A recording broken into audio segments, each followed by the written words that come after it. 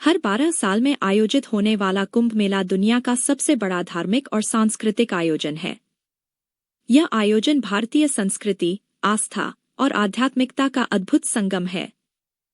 2025 का महाकुंभ प्रयागराज में संगम तट पर 13 जनवरी से शुरू हो रहा है। यहाँ लाखों श्रद्धालु देश विदेश से आते हैं, पवित्र नदियों में स्नान करके अपने जीवन के पापों को धोने और पुण्य अर्जित करने की इच्छा रखते हैं। कुंभ मेले की एक खास बात यह है कि इसमें नागा साधु विशेष आकर्षण का केंद्र होते हैं।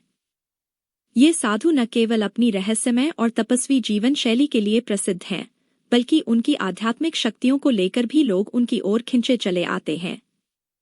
इस महाकुंभ में अमृत स्नान का पहला अधिकार हमेशा नागा साधुओं को दिया जाता है। यह क्रम उनके 13 अखाड़ों के अनुशासन और परंपराओं के अनुसार होता है।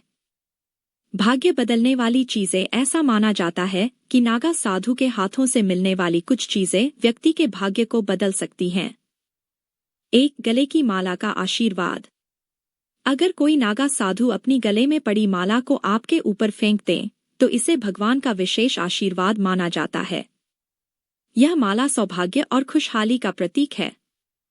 ऐसा माना जाता है कि इस आशीर्वाद से जीवन के सभी कष्ट दूर हो जाते हैं।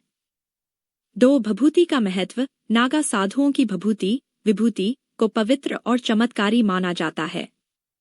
अगर किसी व्यक्ति को नागा साधु से यह भभूति प्राप्त हो जाए, तो इसे भगवान का आशीर्वाद समझा जाता है।